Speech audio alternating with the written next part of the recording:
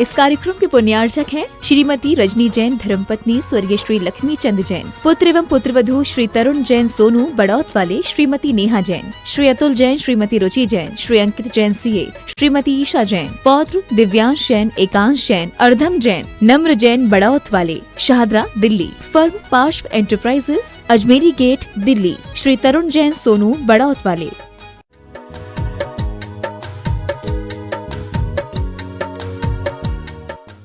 सभी श्रोतागण एवं जिज्ञासु पूज्य सभी को नमोस्तु करें। मयंक जैन आगरा से पूछते हैं, नमोस्तु महाराज जी, ऐसा लोग कहते हैं कि कर्म निर्जरा करो, कर्मों का क्षय करो, तो ये कर्मों की निर्जरा और कर्मों का क्षय, इनमें कोई क्या अंतर है और ये किस प्रकार से किया जाता है? कर्मों का क्षय और जो निर्जरा है, इससे तुम्हारा कोई ज्ञान बढ़ने वाला नहीं। जो साधन बताए हैं उनकी तरफ ध्यान दो।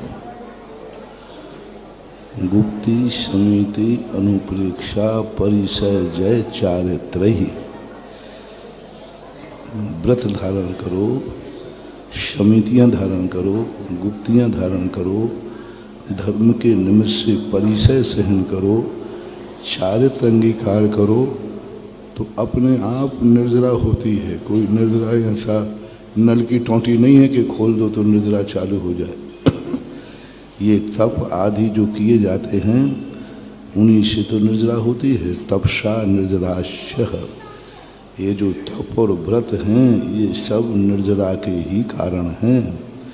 निर्जरा के लिए ही तप और व्रत किए जाते हैं, और जो तप और व्रत नहीं कर सकता है उसके कर्मों की निर्जरा नहीं होती है, ऐसा मानना चाहिए। अमन जैन जबलपुर से पूछते हैं, नमस्ते महाराज जी, ये कर्म चेतना ज्ञान चेतना क्या होती है? कर्म का अर्थ होता है पुरुषार्थ। किसी अच्छे बुरे कार्य के लिए जो प्राप्त करने की क्रिया की जाती है उसको बोलते हैं कर्म। कर्म फल वो बोलते हैं, स्वयं कुछ भी क्रिया नहीं कर सकता, किस्मत से जो मिलना है वही मिलेगा, उसी में उसको गुजारा करना पड़ेगा, तो कर्म फल चेतना कहलाता है। ज्ञान चेतना का अर्थ होता है कि व्यक्ति किसी भी पदार्थ को ग्रहण करता है तो वह ज्ञान रखता है, विवेक रखता है, यह वस्तु क्या है, मेरे लिए ग्रहण करने योग्य है अथवा नहीं है। पर पदार्थों में सुख नहीं मानना, अपने आत्मा के सुख का ही अनुभव करना, ये ज्ञान चेतना कहलाती है। इसकी शुरुआत भेद विज्ञान से चालू होती है और एंड जाकर के सिद्ध भगवान में प्राप्त होती है, ऐसा। दर्शन जैन मणि से पूछते हैं, सूरत मणि से पूछते हैं, नमोस्तु महाराज जी, ये जो व्यंतर जाति के देव होते हैं तो ये किस कारण से व्यंतर जाति में उत्पन्न होते हैं? इनके सबके अलग अलग कारण बनते हैं। जो मनुष्य पर्याय में रहकर कलह करते हैं, साधर्मियों के दोषारोपण करते हैं, जिनको कलह बढ़ाने में आनंद आता है, दूसरों को दुख देने में आनंद आता है, दूसरों के प्रति द्वेष भाव जो ज़्यादा रखते हैं, व्रतों और व्रतियों के प्रति जो घृणा करते हैं, व्रतों और व्रतियों का अनादर करते हैं, ये सब भवनत्रक में जाने के कारण बनते हैं। भली थोड़ा बहुत धर्म कर लेते हैं, कभी अकाम निर्जरा करे, भवनत्रक में सुर तन धरे। अकाम निर्जरा तो करते हैं लेकिन अंदर द्वेष भाव, कषाय भाव रखने के कारण बढ़ाते हैं, नारद प्रवृत्ति का काम करते हैं। इसको बढ़ा दिया, इसको बढ़ा दिया, दूसरे को दुख देकर खुश होते हैं वो 12 भावना में आता ना कि पर को दुख को सुख माने उसे पतित जानो, एक 12 भावना की पंक्ति है जो है, पर को दुख दे सुख माने सो उसे पतित जानो, जो दूसरों को दुखी देख करके खुश होता है वह भवनेत्रकों में पैदा होता है, ऐसा मानना चाहिए। सुमन जैन जबलपुर सदर बाजार से पूछते हैं, नमस्ते महाराज जी, देव शास्त्रों की भक्ति करने से तीनों का फल एक सा होता है या अलग अलग होता है? फल जो है निमित्त के अधीन कम है, उपादान के अधीन ज़्यादा है। उपादान किस विशुद्धि को लेकर चल रहा है, किस परिणामों को लेकर देव शास्त्र गुरु का आदर कर रहा है, मान रहा है, उसका अभिप्राय क्या है।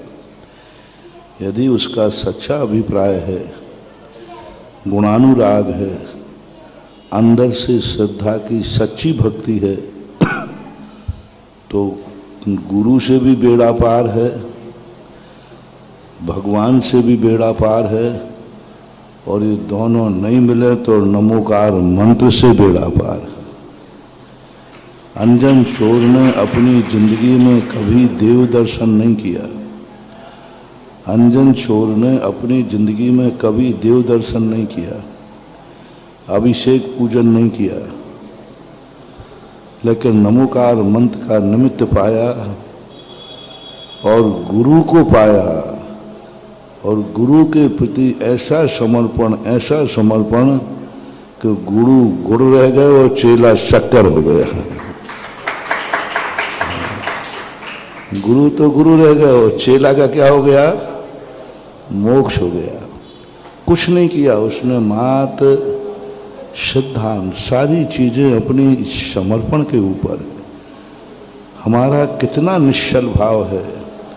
यदि हमारे छल है, कपट है, मायाचारी है, दिखावटी है, मुंह देखा है, तो सब ऊपर की क्रियाएं होती रह जाएंगी, अंदर खोखला रह जाएगा। और छोटी सी भी क्रिया है बिल्कुल अंतरंग भावों से है, और अंतरंग भावों से जो समर्पण होता है वो मेरू पर्वत हिले तो हिल जाए, लेकिन उसका समर्पण भाव हिलता नहीं है। अब थोड़ी सी प्रतिकूलता आ गई, लो साहब हम धर्म छोड़ बैठे, थोड़ा सा किसी से कहा सुनी हो गई, हम मंदिर जाना छोड़ देते, थोड़ा सा गुरु महाराज से खटपट हो गई, गुरु महाराज छोड़ देते हैं, थोड़े से हमारे कार्य की सिद्धि नहीं हुई, हम नमोकार मंत्र छोड़ देते। थोड़े से कार्यों में तुम्हारी जो आजकल का जो श्रद्धा और समर्पण है ये बहुत कच्चे धागे के समान है, बहुत नाजुक है। लग रहा है कि हमारा देव साधु सिद्धा है, 1 सेकंड नहीं लगना टूटने में, 1 सेकंड में तुम्हारी श्रद्धा सब छिन्न भिन्न हो जाएगी। आजकल का सबसे बड़ा इतना नाजुक सम्यक दर्शन है, कब किस समय कौन सा व्यक्ति परम श्रद्धालु मिथ्या दृष्टि बन जाए, अपना कब दगा दे दे, कोई सगे पे आज विश्वास नहीं कर सकते। कितने सगा हो कुछ नहीं कह सकते कि आज वो अपना है तो कल भी वह अपना रहेगा, ऐसा कोई नियम नहीं है कुछ भी। इसलिए आज का जो समर्पण है, आज की जो श्रद्धा है, वो बहुत कच्चे धागे के समान है, कभी भी टूट सकती। आजकल का समर्पण दुर्योधन जैसा है। माँ ने कहा कि जा तू दिगंबर होके आ जा, लेकिन रास्ते में थोड़ा सा कोई भड़का दे तो, रास्ते में यदि कोई थोड़ा सा 2-4 बातें कर दे, अच्छा ये है, ये है, ये है, ये है, लो साहब माँ की बात एक तरफ और दुर्योधन अपना परिणाम बदल गया। थोड़ा अपने आप को दृढ़ बनाओ, माँ को माँ समझो। साक्षात कोई भी कितनी बड़ी शक्ति समझाए, माँ से बड़ा हित करने वाला कोई दूसरा नहीं होता। ये बात अलग है, कुछ कुछ माताएं पिता भी अच्छे नहीं होते, कुछ माता पिता भी खोटे होते हैं। ऐसे माता पिता देखे मैंने, जो बेटा अच्छा है लेकिन एक बेटा होकर के वे माँ बाप उस बेटे को सुख से नहीं रहने देते, उसके प्रति बुरे भाव रखते हैं। आजकल उल्टा जमाना भी आ रहा है। लोग कहते हैं बेटा बहू से माँ बाप परेशान हैं, लेकिन हमने ऐसे देखे कि सास ससुर से बेटा बहू परेशान है। हाँ, बेटा बहू बहुत अच्छे हैं, बहुत बढ़िया हैं, लेकिन सास ससुर इतने ज़्यादा खतरनाक हैं कि उनके देख कर के लगता है कि इन्होंने कौन से इस प्रकार का कर्म बंद कर रहे हैं। लेकिन जब तुम्हारा सिद्धांत सच्चा है कि मेरा गुरु सच्चा है, मेरा देव सच्चा है, मेरी जिनवाणी माँ सच्ची है, फिर इतने अडिग हो जाओ, इतने अडिग हो जाओ, नहीं कोई समझाए, कोई कितना भी कुतर करे, मेरू हिले तो हिल जाए, हमारा सिद्धांत नहीं हिलना चाहिए। रेवती रानी का उदाहरण दिया पूज्यवर समंतभद्र महाराज ने, गजब का उदाहरण। रेवती रानी का उदाहरण करते ही पढ़ते ही एकदम ऐसा भाव जागता है, कैसा समर्पण, साक्षात दिखा दिया समोषण। तो भी वो कहती है नहीं, तुम कितना भी प्रयास करो, मेरा सिद्धांत कभी डिगा नहीं सकते और मेरा निर्णय कभी गलत नहीं हो सकता। अपने आप पे भरोसा नहीं तुम्हें, तुमने सच्चे भगवान को पहचाना है, अपने आप पे भरोसा करो।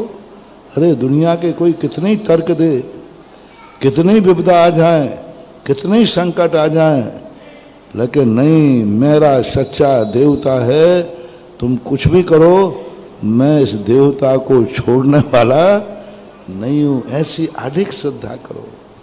तुम लोग थोड़ी थोड़ी परेशानियों में, थोड़ी थोड़ी सी बातों में, थोड़ी थोड़ी इच्छाओं में ना जाने कहाँ कहाँ अगरबत्ती लेकर के घूमते हो। थोड़ी थोड़ी बातों, कोई लेना एक न देना, पता नहीं तुम कहाँ कहाँ अगरबत्ती लेकर घूमते रहते हो, यहाँ वहाँ, ना जाने। नहीं, ऐसा नहीं होना चाहिए।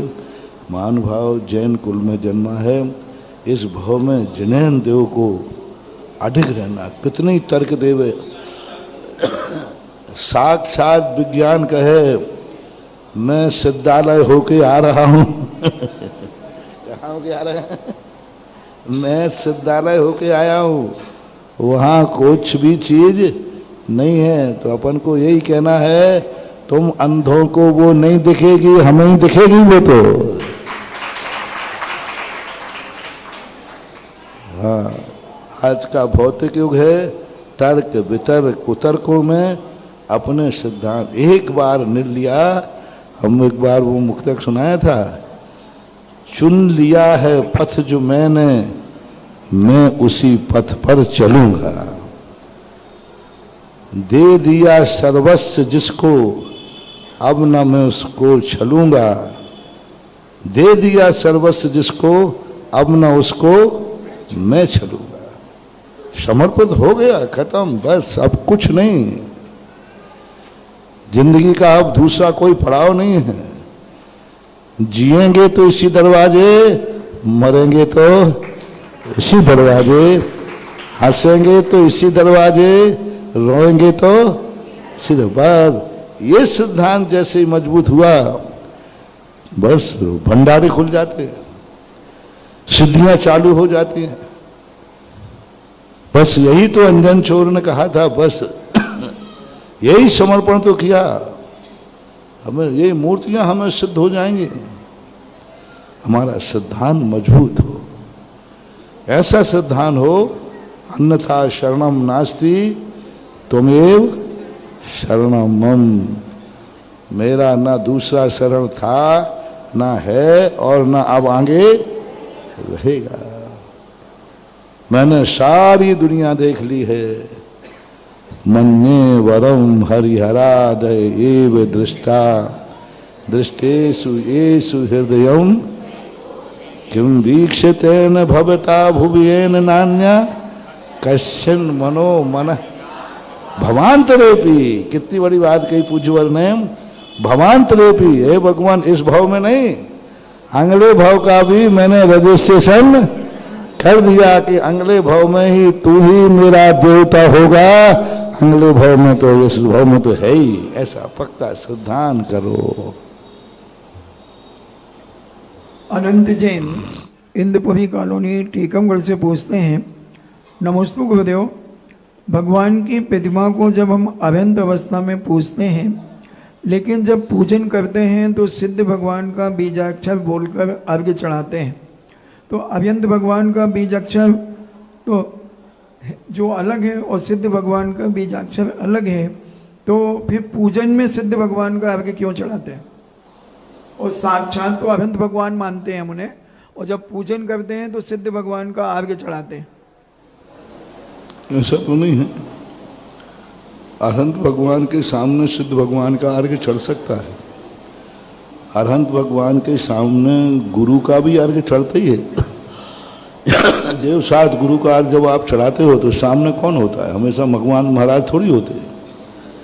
भगवान के सामने ही आप मुनि महाराज का अर्घ्य चढ़ाते हैं, चढ़ते ही है देव साथ गुरु में। जो आप गुरु अर्घ्य चढ़ाते हैं ना, तो उसमें देव साथ गुरु आते, जासो पूजो परम सद देव साथ गुरु थे। और अकेला गुरु का भी अर्घ्य चढ़ाते हो आप उन्हीं भगवान के सामने। गुण 36 25 8 20 भव तारण तरण जिहाद बीज, गुरु की महिमा वर्णी न जाए, गुरु नाम जपो। और ओम ह्रीम भगवान सामने जनेन्द्र देव हैं, तो जनेन्द्र देव के सामने गुरु का सिद्ध का अर्घ्य चढ़ सकता है।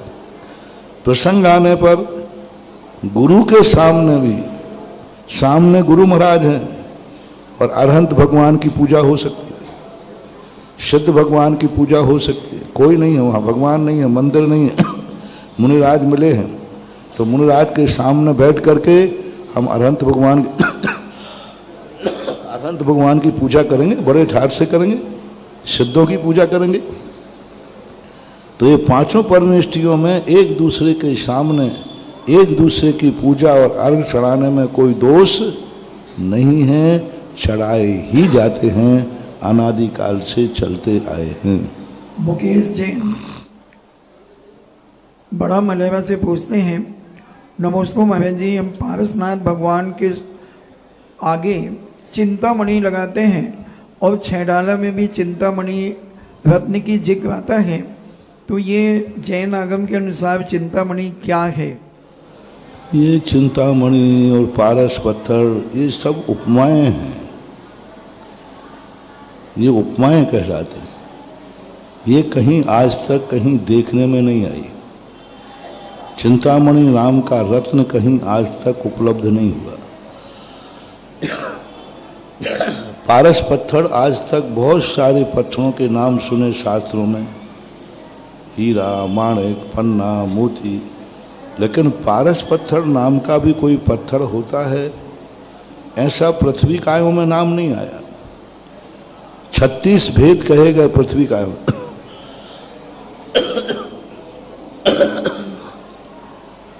उन 36 भेदों में बहुत सारे नाम हैं, नाम माला के अंदर भेद आते हैं, लेकिन उसमें पारस पत्थर नाम का कोई भेद नहीं दिया। लेकिन शास्त्रों में पारस पत्थर मिलता है, किंवदंतियों में मिलता है, और वो एक उपमेय माना जाता है।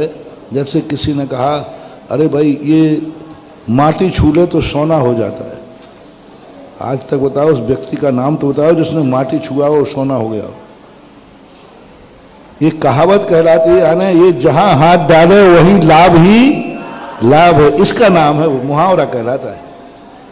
भाई ये जिसमें भी हाथ डालेगा यानी जो धंधा करेगा उसमें इसको लाभ ही लाभ होता है। नहीं ये माटी छुए तो सोना हो जाए, अरे भाई माटी छुए तो सोना कहाँ हुआ, सारी पृथ्वी अभी तक सोना हो गई होती। तो उपमाएं कहलाती हैं, उपमाओं को उपमा ही रहने देना चाहिए। तो ऐसा मानो। जिज्ञासा समाधान कार्यक्रम को जिनवाणी चैनल, आदिनाथ टीवी, सुधा कलश चैनल, पुण्योदय चैनल आदि विभिन्न डिजिटल माध्यमों से देख रहे लाखों लाख भक्त और यहाँ उपस्थित जन समुदाय की ओर से जगत पूज्य निर्यापक श्रमण तीर्थ चक्रवर्ती मुनिपुंगव श्री सुधा सागर जी महामुनिराज के चरणों में बारंबार नमोस्तु नमोस्तु नमोस्तु क्षुल्लक त्रय के चरणों में इच्छामि इच्छामि इच्छामि। महाराज श्री का पदार्पण जिस भी नगर ग्राम में होता है, जितने दिन वो वहाँ पर रहते हैं उतने दिन तो महोत्सव हो जाता है। ये महोत्सव भी मझौली में चल रहा है। पूरी मझौली की समाज उत्साहित है और बहुत समय से प्रयत्न कर रही थी कि कब महाराज जी के चरण यहाँ पर पड़ें। आज मझौली की समाज का हर एक व्यक्ति कह रहा है कि हमारी समाज छोटी नहीं रह गई, क्योंकि जहाँ पर जगत पूज्य विराज जाते हैं वो अपने आप में एक बड़ी गरिमा को प्राप्त हो जाते हैं। ऐसी है मझौली की समाज है। प्रातःकालीन बेला में आज यहाँ पर एक चमत्कार देखा, जब मझौली ग्राम का हर एक पुरुष वर्ग धोती दुपट्टे पहन करके पूज्य गुरुदेव के चरणों में प्रातःकालीन ठीक 5:30 बजे यहाँ पर उपस्थित हो गए। सबकी भावना थी कि गुरुजी आपने देश के अनेक मंदिरों में जहाँ जहाँ आपका सानिध्य मिला वहाँ वहाँ, और जहाँ नहीं भी मिला वहाँ भी आप जो अभिषेक शांति धारा की क्रिया विधि बतलाते हैं, प्राचीन आगम के अनुसार जो पद्धति बताते हैं, जिससे हम गलतियों से बच सकें और आगमानुकूल अभिषेक की क्रिया कर सकें, उसको सीखने के लिए आज मझौली समाज के यहाँ बड़ी संख्या में लोग उपस्थित थे। लगभग एक जन बोल रहे थे कि हर एक पुरुष वर्ग मझौली का आज यहाँ पर प्रातःकालीन बेला में उपस्थित था। महाराज जी, इस विधि का क्या पता क्या चमत्कार है, जहां आप गए, आपने जिन मंदिरों में विधि कराई, वहां पर जो लोग उस विधि से अभिषेक कर लेते हैं उनका फिर और कहीं मन ही नहीं लगता। आप आज से कुछ समय पहले जब समय डालें, 20 साल पहले, लगभग 25 साल पहले, जब श्रावक संस्कार शिविर महाराज जी का नहीं लगता था, तब लोग धोती जो पहनते थे तो पूरे आधे नग्न टाइप के यहाँ रहते थे, ऐसे ही ओढ़ लेते थे उल्टी सीधी। महाराज जी ने सिखलाया कि नहीं धोती कैसे बांधना है, ये भी सिखाया है, तो महाराज जी के माध्यम से ही हमें सीखने मिला। आज आप कहीं भी चले जाना, लोग व्यवस्थित धोती बांध करके, जिससे शरीर के अंग ना दिखें, दरिद्रता का प्रतीक ना हो। पहले लोग मंदिरों की धोतियां पहनते थे, फटी धोतियां भी पहनते थे। महाराज जी ने कहा मंदिर की पहनोगे तो मंदिर का कर्ज चढ़ेगा, और फटी पहनोगे तो दरिद्रता आएगी। आज लोग अपने घरों की और नई धोतियां पहन रहे हैं, ये महाराज जी ने हम सबको सिखलाया है। लोग कहते हैं महाराज जी जहां जाते हैं मंदिरों का निर्माण होता है, नए नए मंदिर बन रहे, मंदिरों का निर्माण तो कराते, पक्की बात है, क्योंकि इनके पास वो शक्ति है, चमत्कार है, हर कोई नहीं करा सकता। और मंदिरों का निर्माण कराते हैं, पक्की बात है, लेकिन मंदिर के साथ वहां पे पूजन करने वाले भक्त का निर्माण कराते, उसकी बात क्यों नहीं करता कोई। आज हर जहां महाराज जी गए आप देखो लाइन लगी है अभिषेक करने वालों की, तो वो विधि सिखाते हैं, लोगों को जोड़ते हैं। उपकार है पूरे भारतवर्ष की समाज में, जो आज अभिषेक और शांति धारा की इतनी महिमा बढ़ी है, वो पूज्य महाराज श्री के कारण बढ़ी। इनके वचन प्रवचन, सुबह के प्रवचन, जिज्ञासा समाधान लोग सुनकर के कितने लोगों के जीवन में परिवर्तन आया है।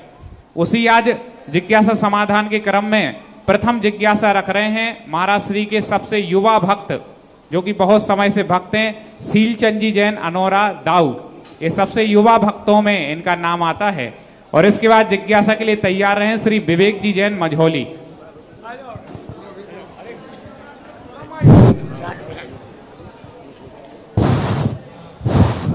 ठीक फूक हो गई है। मेरे गुरुवर जगत पूज तीर्थ चक्रवर्ती निर्यापक आगम के शेर मुनि पुंगव श्री सुधा सागर महाराज को कोटि कोटि सा नमोस्तु। बर्णी जी महाराज को, छुलक जी को इच्छामी इच्छामी इच्छामी।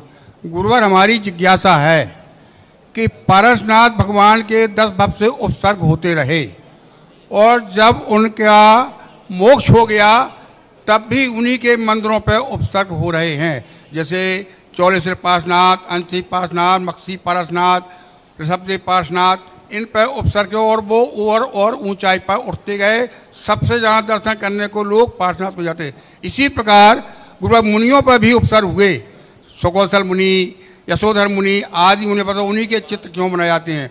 वर्तमान में गुरुवर, वर्तमान में ओला पानी तो नहीं बरसते हैं, लेकिन मोबाइल से बासब से मुनियों पर उपसर्ग किए जाते हैं। तो हे गुरुवर, इसमें कौन सी ऐसी विशेषता है कि मुनिराज या आचार्य और ऊंचाई पर पहुंचते हैं। हे गुरुवर, इसका भी समाधान करें। नमोस्तु नमोस्तु नमोस्तु। और उनके जो उपसर्ग करते हैं उनकी क्या गति होने वाली है। हे नमोस्तु।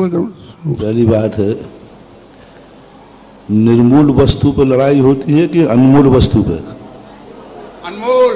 तो अनमोल वस्तु पे तो लड़ाई होगी, झगड़े तो अनमोल वस्तु पे आएंगे। असली वस्तु का ही मार्केट में नकली मिलता है। नकली वस्तु की क्या नकली बनेगी? असली वस्तु का ही नकली बनता है। और दूसरी बात है कि ये जो धर्म है ये न्यायालय है। न्यायालय में जहाँ निरपराधी को बचाया जाता है वहाँ अपराधी को दंडित भी किया जाता है। यदि ये दुष्ट जन मुनियों पर अपराध नहीं करेंगे, ये मुनियों को नहीं सताएंगे, मुनियों के विरोध में वार्षिक नहीं निकालेंगे, तो इन दुष्टों की दुर्गति कैसे होगी ये बताओ पहले। जय हो जय हो जय हो जय हो। ये न्यायालय है। न्यायालय में फांसी भी दी जाती है, न्यायालय में जेल भी दिया जाता है और न्यायालय में बरी भी किया जाता है। तो जहां निरपराधी होते हैं उन भक्तों को बरी किया जाता है, उन भक्तों का स्वर्ग मिलता है। उन भक्तों को इन्हीं मुनिराजों के माध्यम से स्वर्ग आदि सदगति मिलती है। और इन्हीं मुनिराज के निमित्त पाकर के पापियों को, दुष्टों को दुर्गति मिलती है। राजा श्रेणिक निदान बंद करके राजा बना, अब इसकी दुर्गति कैसे करें। एक बार एक पुलिस वाले से कहा कि यहां पर एक डाकू छुपा है। तो पुलिस वाला कहता मैं कुछ नहीं करता जब तक वो वारदात नहीं करेगा। हम उसको अरेस्ट कैसे करें, पर वारदात तो करे। इसी प्रकार इन दुष्ट जनों की कैसे राजा श्रेणिक की दुर्गति करें। यदि वो महाराज के गले में सर्प नहीं डालता तो उसकी दुर्गति कैसे होती। और यदि महाराज के गले का वो सर्प नहीं हटाते छेलना तो उसकी सदगति कैसे होती। तो एक ही महाराज, एक ही न्यायालय में दोनों सजाएं होती, एक बरी होता है और एक को जेल होता है। एक ही महाराज से यदि वो उपसर्ग दूर नहीं करती तो चेलना को स्वर्ग कैसे मिलता। और राजा श्रेणिक महाराज के ऊपर उपसर्ग नहीं करता तो उसकी दुर्गति कैसे होती। इसलिए इन दुष्ट जनों को दुर्गति के निमित्त बनने के लिए उनकी ऐसी ही मति की जाती है। इनके बिना उनकी दुर्गति नहीं होगी। तो लोक परिणति में ऐसा प्रसंग आया कि धर्म के निमित्त को लेकर, धर्मात्माओं को निमित्त को लेकर के लोग द्वेष बुद्धि क्यों करते हैं। क्योंकि इसके बिना उनको कर्म की सजा नहीं मिलने वाली। इसलिए दुष्ट जनों के ऐसे भाव हो रहे हैं तभी उनकी दुर्गति होगी। इनको रोकना नहीं। यदि तुम्हारे सही दुश्मन हैं, यदि तुम्हारे सही दुश्मन हैं तो इनको कभी नहीं रोकना, क्योंकि रोक दोगे तो उनकी सदगति हो जाएगी। और दुश्मन की सदगति करना ये दुश्मन पुराण के खिलाफ है। अरे बहुत बड़ी नीति है। दुश्मन पुराण कहता है कि दुश्मन जो कोई गलत कर रहा हो तो उसको और बढ़ावा दोगे और चढ़ जा बेटा, तभी तो उसकी दुर्गति होगी, अन्यथा दुर्गति कैसे होगी। उनको रोकना नहीं। मैंने एक बार सुनाया था ना, एक बार एक व्यक्ति मुनि विरोधी था। अब मुनि विरोधी तो अपने दुश्मन होते ही हैं। तो उन्होंने एक बार आगे कहा कि बोले महाराज जी सही बोलना, क्योंकि आपके प्रवचन सुने आप बिल्कुल निडर होकर निष्पक्ष बोलते हो और आप ये भी नहीं सोचते हो कि ये जो बोल रहा हो कहीं स्वयं के ऊपर तो लागू नहीं हो रहा है। आपको कहना है तो चाहे स्वयं पे लागू हो चाहे बोल दे। महाराज जी आप सही बोलना, पंचम काल में मुनि महाराज होते हैं कि नहीं, भावलिंगी होते हैं कि नहीं। हमने कहा ये तो दुश्मन है पक्का अपना, क्योंकि मुनि विरोधी था। देखो महाराज बिल्कुल सही बोलना। मैंने कहा धीरे से कोई सुन नहीं लोगे, नहीं होते हैं। अब वो कहता महाराज जी नहीं होते हैं, पहली बार जिंदगी में मुनि महाराज के मुख से सुन रहा हूं। नहीं तो सब मुनि महाराज ये कहते देखो आगम में ये लिखा, आगम में ये लिखा, इसमें ये लिखा, होते हैं। हम मुनि काय को बनते। महाराज जी मुझे कुछ दाल में काला दिख रहा है। आप इतना यदि नहीं होते तो आप क्यों बने। मैंने कहा भूल हो गई, चुपचाप बैठ वो तो भूल हो गई। अब वो समझ गया कि महाराज जी आप कहीं ना कहीं गड़बड़ कर रहे हो। मैंने कहा तुझे क्या लग रहा है। बोले महाराज जी आप झूठ बोल रहे हो। तो मैंने कहा सही क्या है, देखना पैटर्न देखना मेरा। कट्टर मुनि विरोधी, मुनियों को बिल्कुल झूठ गालियां देने वाला। और मैंने कहा कि उसने पूछा कि महाराज पंचम काल में भावलिंगी मुनि होते हैं। मैंने नहीं होते तो आप क्यों बने। चुप है, गलती हो गई। अब वो उल्टा सनक गया। वो कहता महाराज जी आप झूठ बोल रहे हो। तो मैंने कहा सही क्या है। मैंने कहा सही तू बता। बोले कुंद कुंद स्वामी ने लिखा है कि पंचम काल में सच्चे मुनि होते हैं। वो तो समय टेप नहीं था ना, मैं पट्टा का टेप कर लेता। अब उसके मुंह से कहलवा दिया। उसने क्या कहा, कुंद कुंद स्वामी ने लिखा है कि पंचम काल में सच्चे मुनि होते हैं और आप बोल रहे हो कि नहीं होते हैं, तो ये आगम विरुद्ध बात है। मैंने कि भैया यदि मैं सीधी सीधी कह देता तो कितने महाराजों ने तुमसे कही। बोले बहुत महाराजों ने कही। मैंने कही तू नहीं सुधरा ना, आज मैंने तेरी मुंह से कहलवा दिया ना। पहले ये बताओ महाराज आपने गलत क्यों बोला। मैंने कहा मुझे डर ये था तू मेरा दुश्मन है कि नहीं। बोले पक्का हूं। मैंने कहा भाई तू मेरा दुश्मन है कि नहीं श्रीमन संस्कृत। बोले पक्का दुश्मन हूं।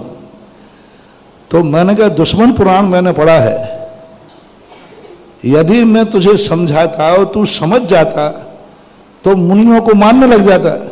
तो मुनियों को मानने लग जाता तेरी सदगति हो जाती, तो मेरी प्लानिंग तो फेल हो जाती कि दुश्मन की दुर्गति होना चाहिए। इसलिए मैंने कहा जिससे तेरा पक्का हो जाए। मुनि महाराज खुद कह रहे थे पंचम काल में मुनि नहीं होते हैं। तू और मुनियों के प्रति घृणा करेगा तो एक नरक और जाएगा। बस यही तो हमारी प्लानिंग थी। सुनो सुनो। फिर उसके बाद उसने कहा अच्छा महाराज ये आपकी प्लानिंग है कि हम मुनियों को नहीं मानेंगे और उनका विरोध करेंगे तो दुर्गति होगी। आज से मैं नियम लेता हूं कि मेरे नगर में जब भी मुनिराज आएंगे हम उनको लेने जाएंगे और चौका लगाएंगे। अब मेरा ये नियम करता हूं। मैं भी आपका दुश्मन हूं, आपकी प्लानिंग सफल नहीं होने दूंगा। और आज वो वस्तुतः मुनियों को मानने लगा है। हमें भी हार दिए हैं, हमें भी पड़ गया है। बोलो ये फैंसी ड्रेस कैसी रही। बहुत अच्छी रही इसलिए सिलचंद जी दुश्मनों को शांत नहीं करना है, इनको और भड़कने दो, इनको और बाहर से निकलने दो। यही उनका पाप उनको दुर्गति में ले जाएगा। यही तो सबसे बड़ी चीज है। यदि अपन ने उनको समझा दिया, यदि वो शांत हो गए तो फिर उनकी सदगति हो जाएगी। इसलिए न्यायालय है अच्छे लोगों को ये सदगति का कारण बनता है और बुरे लोगों के लिए वही महाराज छेड़ना। और देखो दोनों का बस एक संक्षेप कर लो। राजा सैनिक यदि उपसर्ग नहीं करता तो नरक कैसे जाता, और महारानी छेड़ना उपसर्ग दूर नहीं करती तो स्वर्ग कैसे जाती है।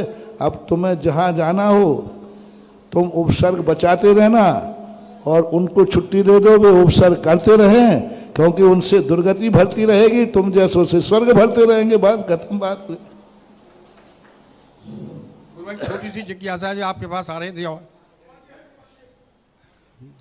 हे गुरुवर, उसमें जिज्ञासा ये है कि जब तीर्थंकर पर प्रशस्ति लिखी जाती है तो उसमें कौन कौन आमनाए ओत में गड़े बलात् करे गड़े, तो ये हम लोग संस्कृत में नहीं समझते इसका अर्थ क्या है। दूसरी बात गुरुवर ये है कि जब ये प्रशस्ति लिखी जाती है तो वर्तमान में आजकल एक एक आचार्य के 10-10 आचार्य हो गए हैं। तो हे गुरुवर, जैसे कोई मुनिराज उसमें प्रशस्ति सूर्यमन दे रहा है उस मूर्ति पर, तो वो जो शिक्षा दीक्षा गुरु हैं उसका नाम आना चाहिए कि 10 में से किसी का भी नाम आ सकता है। गुरुवर इसका भी समाधान करें। नभोस्तु नभोस्तु नभोस्तु। तुम ऐसे मच्छर से वो मधुमक्खियों के छत्ते छेड़ते हो। मैं सोच रहा था कि इसको और थोड़ा सा, मेरा भाव था, मैं थोड़ा शांत इसलिए बैठा था कि इन दुश्मनों को थोड़ा सा और उछलने दो, क्योंकि यदि तुरंत का तुरंत दबा दोगे तो इनका काला मुंह करने में मजा नहीं आता। थोड़ा इनको खूब उछलने दो, फिर बाद में जा करके दिखाते। मैंने पूरी प्रशस्तियाँ इकट्ठी करके रख ली हैं। सुनिए, हमारे पूज्य, पहली बात है प्रशस्ति लिखी ही नहीं जाती थी। सुनो, हमारे सुनो मेरे गुरुवर, उसमें जिज्ञासा में ये भी है, अगर शास्त्रों में आगम में नहीं है तो सुधा सागर पुराण से भी आप इसको समाधान कर दिए। नभोस्तु नभोस्तु नभोस्तु। सुधा सागर पुराण से तो गड़बड़ हो जाता है। तो पहली बात तो मूर्तियों पर प्रशस्ति 9वीं 10वीं शताब्दी तक किसी मूर्तियों पर प्रशस्ति होती ही नहीं थी। फिर बाद में जा कर के अकेला सूरी मंत्र लिखा जाने लगा, और सूरी मंत्र लिखा जा, बाद में अकेला सम्मत लिखा जाता था। फिर जब विवाद होने लगे तो फिर जाकर के मूर्ति विराजमान करने वाले का नाम लिखा जाने लगा, फिर प्रतिष्ठाचार्य का नाम, फिर मुनियों के नाम लिखे जाने लगे। तो ये सब धीरे धीरे चलते आए। हमारे आचार्य ज्ञान पूज्यवर गुरुदेव विद्यासागर महाराज के समय पर ज्ञान सागर महाराज का एक कहीं मिला था, ज़्यादा तो मिले नहीं। उनमें ज्ञान सागर के अलावा किसी का नाम नहीं था, उनके गुरु का भी नाम नहीं था। पूर्व आचार्य विद्यासागर महाराज ने सन 1993 तक, उसके पहले की और भी जो प्रशस्तियाँ पढ़ी, आज तुमने एकाएक पूछ लिया, नहीं तो पूरी की पूरी वो फाइल है कि हाँ अभी हो तो ठीक है, वो सुना दूंगा एक आध दिन। पूरी सन 1900 जब से पूज्य गुरुदेव अजमेर में थे, हाथी भाटा की एक मूर्ति की प्रतिष्ठा हुई थी आचार्य श्री के सानिध्य में। आचार्य श्री का नाम लिखा, ज्ञान सागर को अभी समाधि नहीं हुई थी, समाधि हुई थी थोड़े से दिन हुए थे। आचार्य ज्ञान सागर का कहीं नाम नहीं था। ये आचार्य श्री के शिष्य हैं, ये कहीं नाम नहीं था। पूरी प्रशस्ति है, वह मूर्ति भी अभी सुरक्षित है। मैं मूर्ति की फोटो को एक आध दिन में मैं पूरा रिकॉर्ड लेके बता दूंगा। आचार्य ज्ञान सागर महाराज का, उनके गुरु का नाम नहीं। आचार्य विद्यासागर ज्ञान सागर के शिष्य हैं, ये भी उस मूर्ति में नहीं लिखा। और आचार्य श्री ने प्रतिष्ठा की। द्रोणागिर के अंदर जब वहाँ प्रवेश किया आचार्य श्री ने 75-76 पहली प्रतिष्ठा, वहाँ आचार्य ज्ञान सागर महाराज का नाम नहीं। उसके बाद कम से कम 10 से 15 पंचकल्याणक हुए। आचार्य मात्र आचार्य विद्यासागर महाराज का नाम लिखा। इनके गुरु कौन थे, किसी भी मूर्ति में नहीं लिखा, कहीं नहीं लिखा गया। आचार्य विद्यासागर महाराज के गुरु कौन थे, ये भी मूर्तियों में नहीं लिखा गया। मात्र अकेले आचार्य विद्यासागर महाराज सानिध्य। कुछ मूर्तियों में तो आचार्य श्री का भी नाम नहीं है, और उन्हीं की प्रतिष्ठा हुई, उन्हीं की प्रतिष्ठा हुई। पंडित गुलाब चंद जी, पंडित शिखर चंद जी के नाम है उस मूर्ति पे, लेकिन आचार्य महाराज का नाम नहीं है, और उन्हीं के सानिध्य में प्रतिष्ठा हुई। वो मूर्ति की प्रतिष्ठा भी हमारे पास है।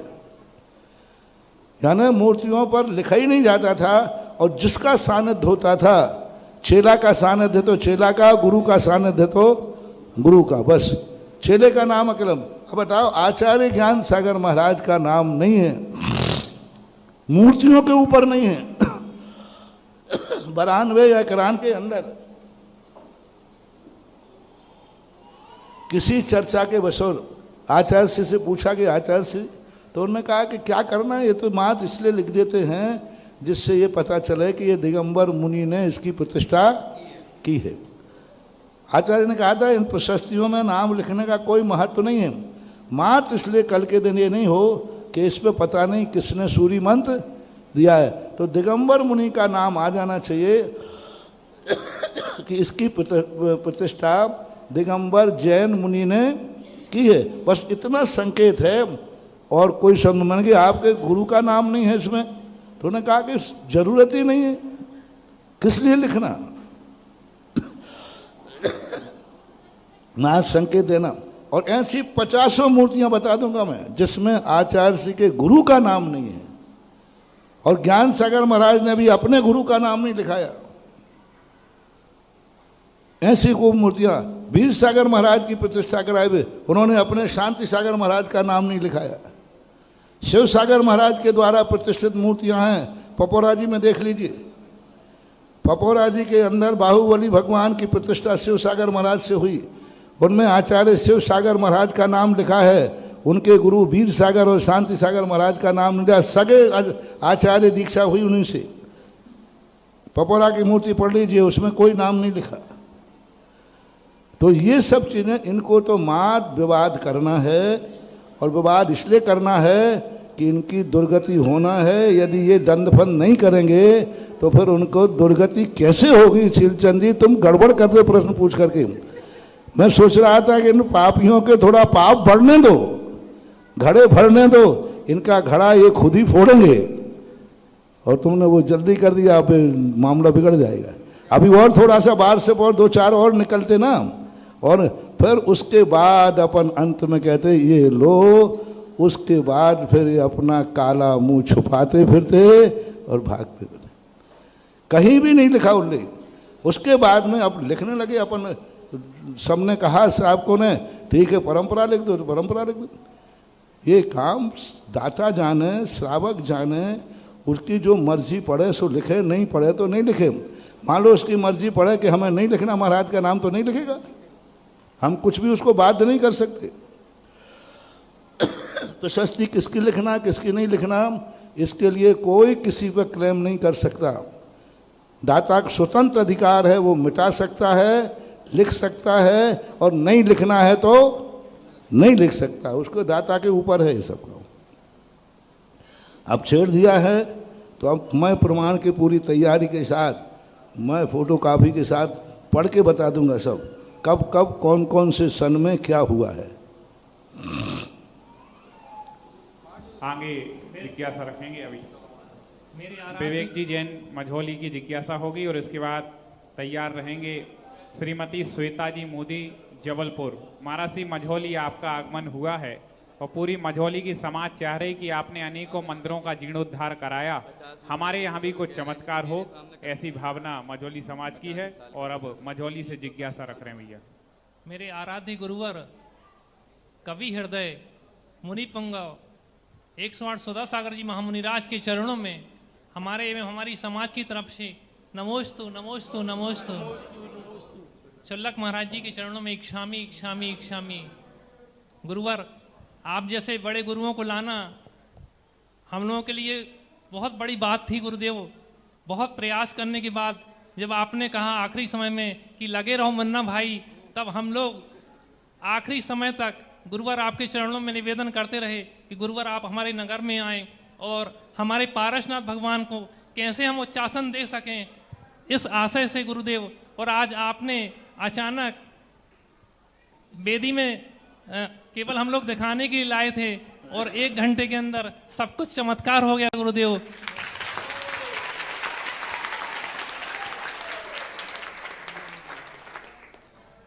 गुरुदेव, आपने जो आज हमारी समाज को जो अभिषेक पाठ जो मंत्र सिखाया है गुरुदेव, उससे हमारी समाज तरक्की करे। एवं गुरुदेव आपसे निवेदन है कि हमारे और हमारी समाज का नगर एवं नगर का उदय कैसे हो, समाधान कीजिए गुरुदेव। देखो, आकस्मिक तो मैं इसलिए करता हूँ कि ज़्यादा भीड़ आ जाती है तो फिर ऐसे कार्य हो नहीं पाते। तो 2 दिन लग गए हमें सोचने में। 300 साल से भगवान उस स्थान से हिले नहीं है। 300 साल पुराने बैठे हुए भगवान को उठाना कोई हंसी मजाक नहीं है। 300 साल पहले किसी ने विराजमान किए थे और आज उन भगवान को उच्चासन से देने हेतु उनको स्थानांतरित करना बहुत दम लगती है बाबू, बहुत पावर लगता है।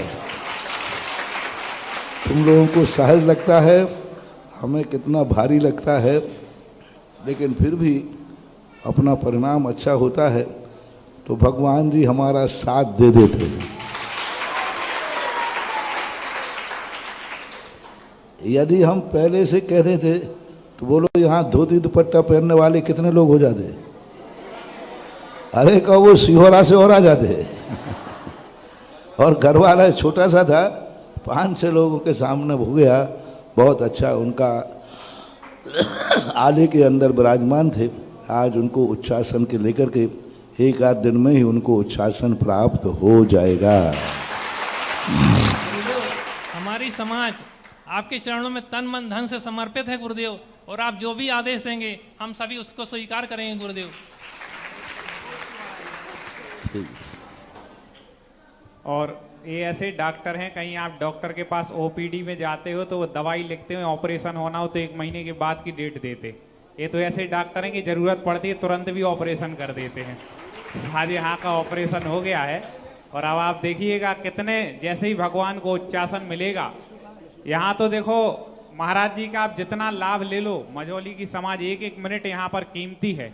आप जितना अच्छा उद्धार, क्योंकि यहाँ के जो बड़े बाबा पारसनाथ भगवान है वो बड़े आसामी हैं, तो उनका जितना उद्धार अपन करा लें उतना अच्छा है। जिज्ञासा कर रही हैं श्रीमती श्वेता मोदी जी, और इसके बाद जिज्ञासा के लिए तैयार रहें श्री गुड्डू जी जैन मझौली। जगत पूज्य के चरणों में बारंबार मेरा नमोस्तु नमोस्तु नमोस्तु, और चुल्लकत्र के चरणों में बारंबार इक्षामि इक्षामि इक्षामि।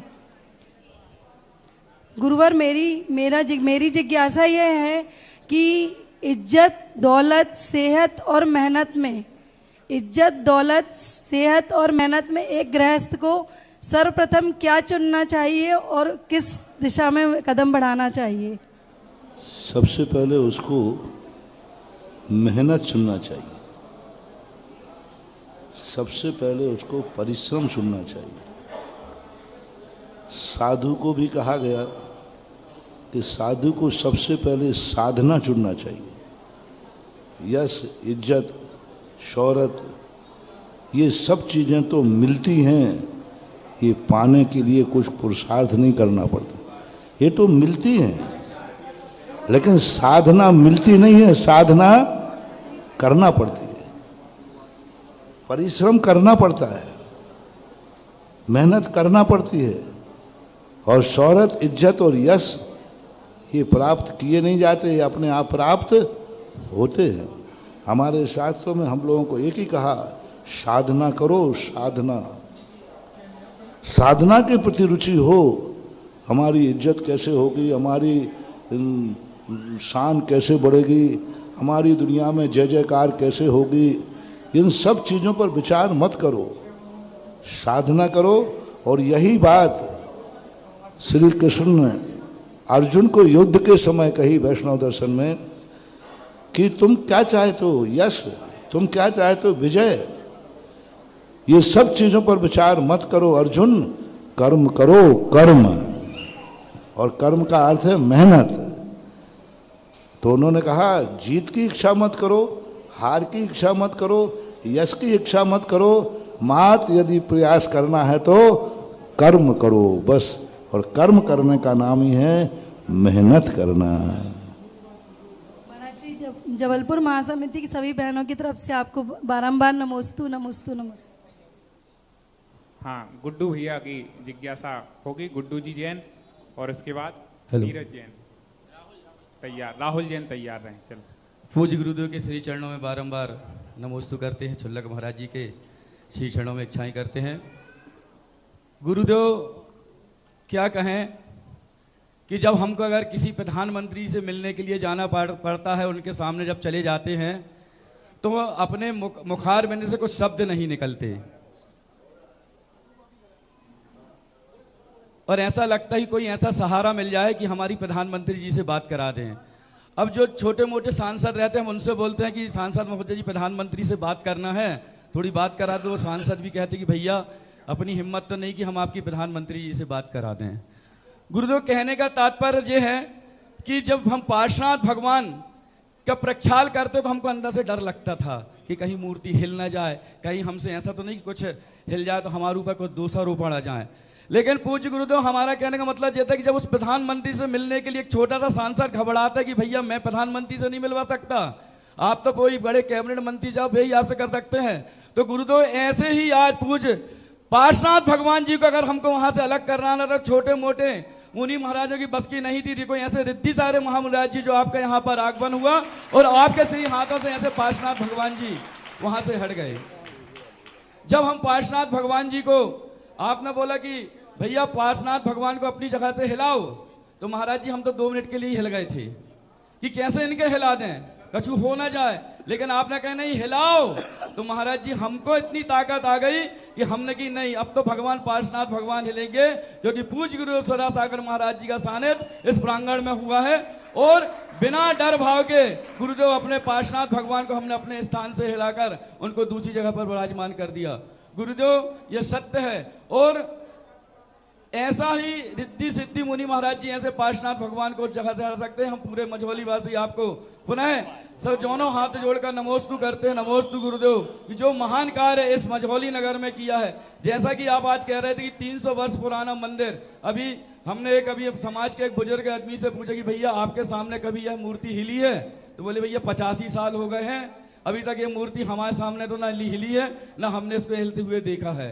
तो गुरुदेव ये आपका चमत्कार है और आपका तप है और आपका त्याग है कि ऐसे विघ्न हरता देवादिदेव चिंतामणि पार्श्वनाथ भगवान को हमने अपने स्थान से आपके सानिध्य में हमको हिला दिया। नहीं तो हम मझौली वालों की क्या किसी की हस्ती नहीं थी कि ऐसे चिंतामणि पार्श्वनाथ भगवान जी को वहां से हटा दें। गुरुदेव एक जिज्ञासा और है। कुंडलपुर में महामस्तक अभिषेक पूज्य गुरु विद्यासागर महाराज जी के सानिध्य में चल रहा था और संसार भर के जहां जहां पर उनके सिद्ध विचलित कर रहे थे वो सब पूज्य गुरुदेव के दर्शन करने के लिए कुंडलपुर महोत्सव जा रहे थे। पूरा गुरुदेव संसार गुरु वंदना करने जा रहा था, लेकिन एक शिष्य ऐसा था जो गुरु तीर्थ वंदना करने जा रहा था। गुरुदेव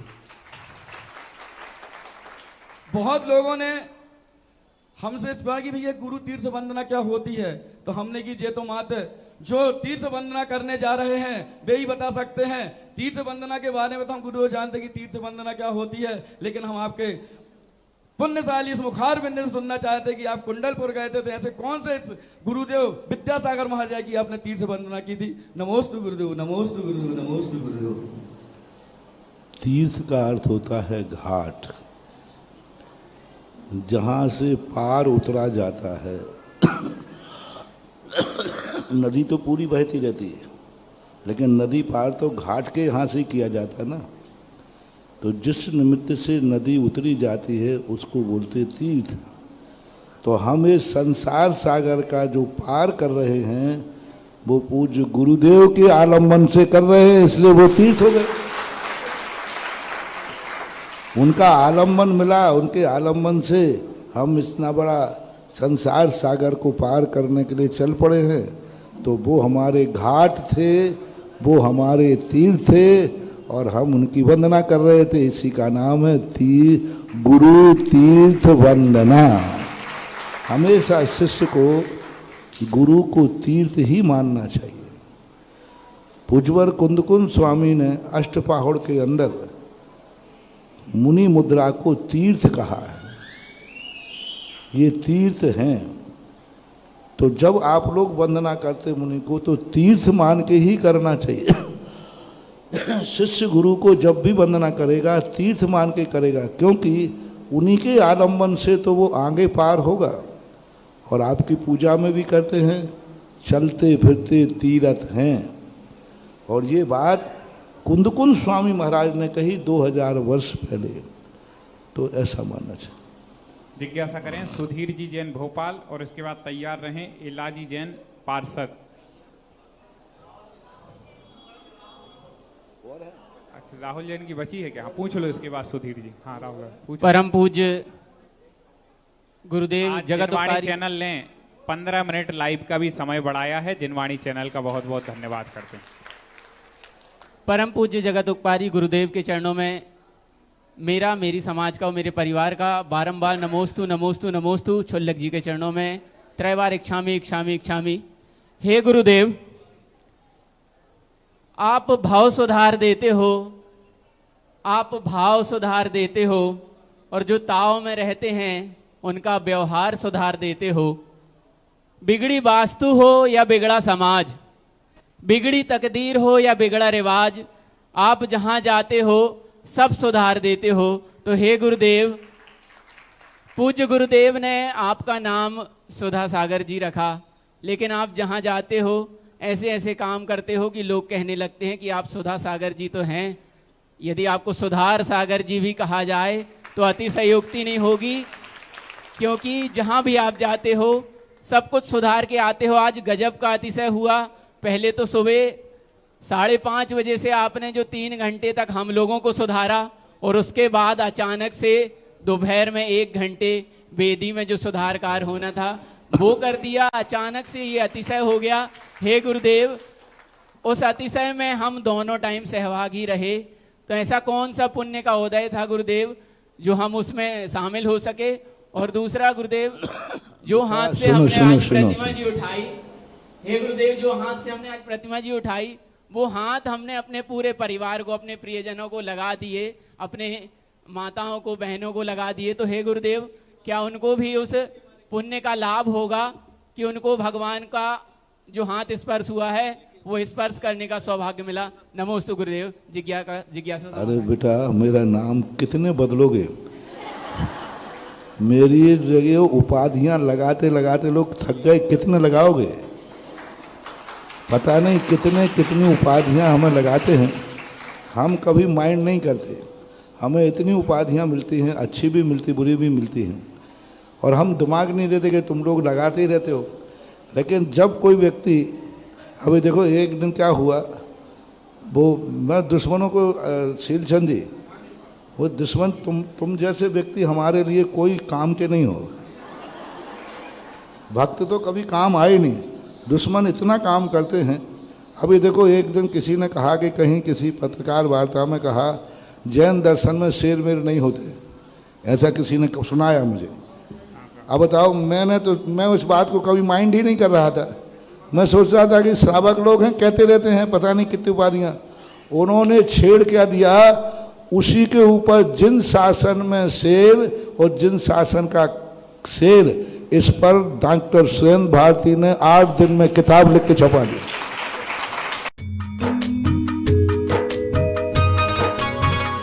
इस कार्यक्रम के पुण्यार्चक थे श्रीमती रजनी जैन धर्मपत्नी स्वर्गीय श्री लक्ष्मी चंद जैन, पुत्र एवं पुत्रवधू श्री तरुण जैन सोनू बड़ौत वाले, श्रीमती नेहा जैन, श्री अतुल जैन, श्रीमती रुचि जैन, श्री अंकित जैन सीए, श्रीमती ईशा जैन, पौत्र दिव्यांश जैन, एकांश जैन, अर्धम जैन, नम्र जैन बड़ौत वाले, शाहदरा दिल्ली। फर्म पार्श्व एंटरप्राइजेस, अजमेरी गेट दिल्ली। श्री तरुण जैन सोनू बड़ौत वाले।